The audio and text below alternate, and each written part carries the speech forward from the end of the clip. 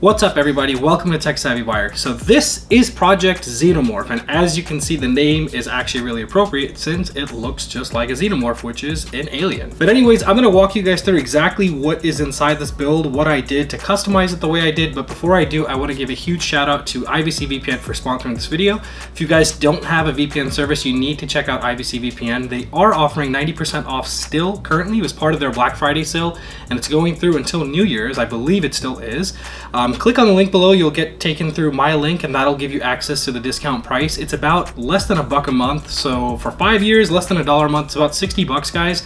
Honestly, it's worth it. It's the VPN service I use myself, and I'm not just saying that because I am an affiliate, so disclaimer up there, I am an affiliate with them, but it's actually what I use myself. So I've tried a whole bunch of different VPN services, and I frankly and honestly do believe that IVC VPN gives you the fastest speeds, most security, and gives you a ton of different connection opportunities depending on where you are. Now, let's talk about Project Xenomorph. So this, guys, has been a love and hate relationship, to be completely honest, because it's beautiful, and this is what I love about it. The build came out exactly how I imagined, but it did not come without its fair share of pain, sweat, and almost blood. In some cases, I did actually cut myself trying to build this, so there's that.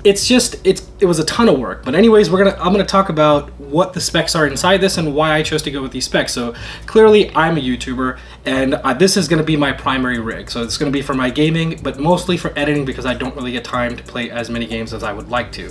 So with that being said, the CPU inside this is a Ryzen 9 3950X. I decided to go with the one that gives me the most cores, most bang for buck compared to Intel's build. So mostly it is purely an AMD build, with the exception of the graphics card. There is about 64 gigs of RAM in here. I'm using the Trident Z Royale line, and it's clocked at 36 megahertz out the gate, working perfectly fine as you guys can see here. There is 4 2TB SSHDs by Seagate. It's their Fire CUDA line. I was actually promoting that during Black Friday, and you can see I'm using it in my own build as well.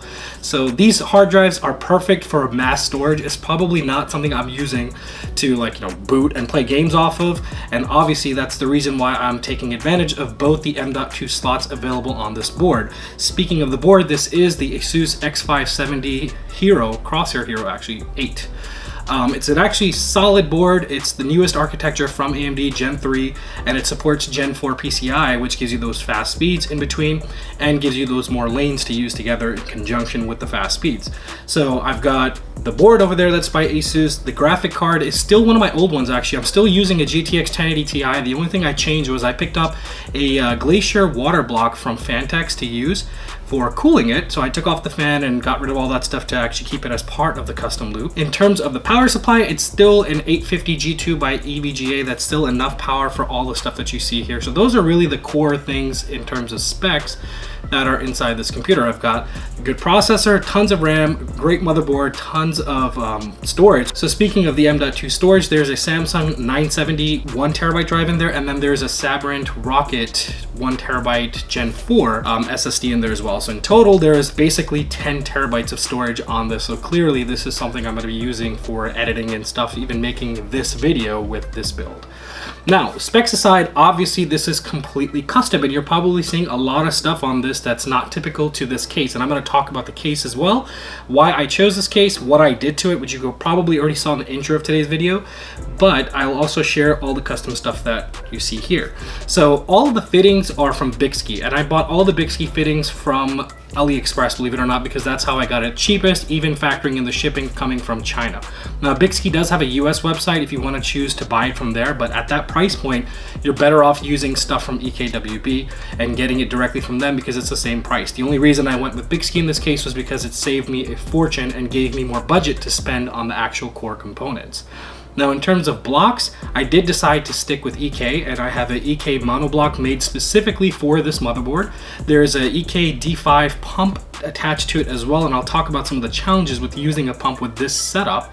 There are 2 Hardware Labs radiators. One is a 360 GTS and the other is a 240 GTS. That's actually the max that this case can support. Given its configuration and layout, obviously it's really different. It's really out there. And guys, this is a pretty old case. This is a 2017 design case by Cougar. It's the Cougar Conquer. This is by no means a 2019 or 2020 up and coming case design. I just really liked it. I finally got an opportunity to get it, basically.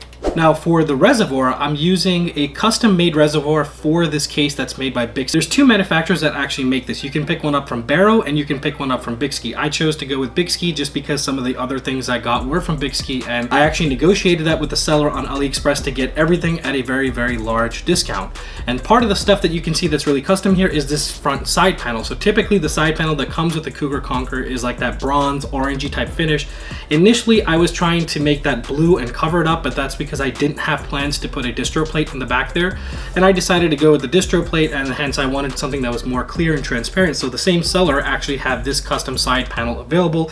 They had that PSU cover available. They had the GPU holder over there that says ASUS ROG on it as well. And also the back plate cover that's on top of the graphics card that you guys probably saw when I gave you the interior tour of this. But that's pretty much the gist of it. Now the challenge that I had using a D5 pump. The D5 pump, if you guys don't know, it puts out more flow rate than a DDC pump. DDC pump will give higher pressure, but a D5 will give more flow and larger flow and lower noise. That's the reason why I decided to stick with it. The one challenge I'm having is, for the life of me, I cannot get the flow meter to actually flow as long as the D5 is in there. When I had the DDC pump originally set up inside this, I was having no issues at all getting the flow meter to spin, and the flow meter was actually on top, so it was actually running pretty smooth.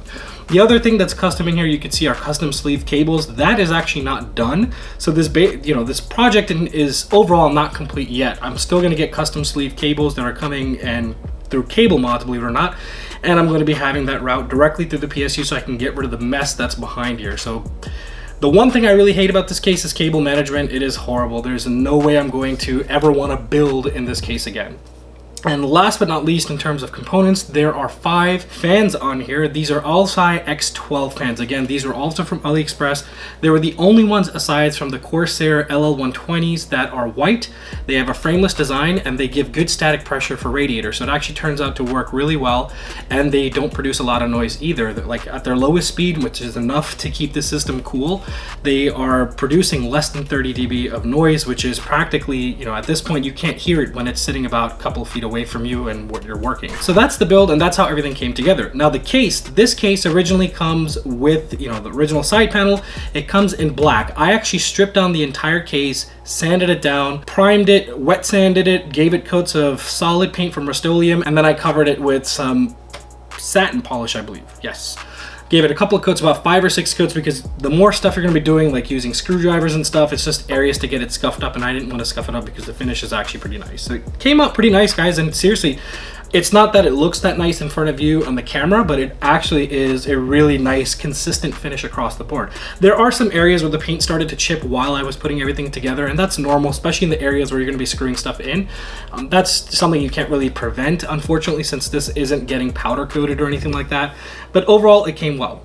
So that's pretty much Project Xenomorph, guys. I hope you guys like it. Let me know what you think. Let me know if you think that this is entirely overkill for what I did. It did cost me roughly $5 grand when everything was said and done. If you're interested in a full breakout of pricing, just reach out to me in the comments or reach out to me in an email, and I'll let you guys know exactly how much everything costs. It's too much to list, especially with a custom loop. And that is pretty much the end of this video. But guys, before we go, I do want to share that I'm going to be starting a tutorial series on how to water cool your PC.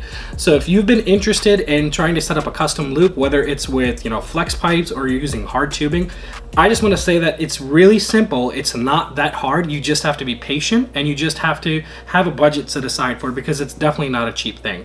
And I'm sure you guys probably did some preliminary research on it, or if you went down that hole, you already know that it's not going to be a cheap habit to have. But nonetheless, I'm going to be starting a series on it. I'll walk it through for complete beginners.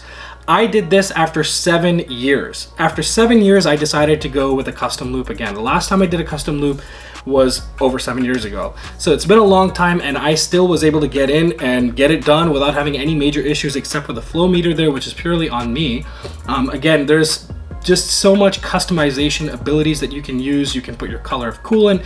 Obviously, you guys see a whole bunch of things by Jace2Sense. You see stuff from Bitwit. You see stuff from BitTech. There's just so many YouTubers out there that do custom water loops, and it's really fun. It's addictive. Once you get into it, it's really addictive. But I digress. My point is, it was really fun to do this, and if you guys need help, I'm going to be the person that's going to be helping you guys out with this. But anyways, as always, guys, I appreciate you guys sticking through to the end of this video. Don't forget to check out IVC VPN. If you guys haven't already, make sure you get that VPN service before New Year's and the sale expires. Also, as always, thank you very much for staying through to the end of this video. And guys, if you're new to this channel, if you like this video, please hit that like button. It definitely helps my channel grow, and it gives me more motivation to put content like this and do things for you guys. I'm going to be hosting a giveaway pretty soon to give away some custom water cooling stuff as well. So just stay tuned and kind of follow along with what happens with that.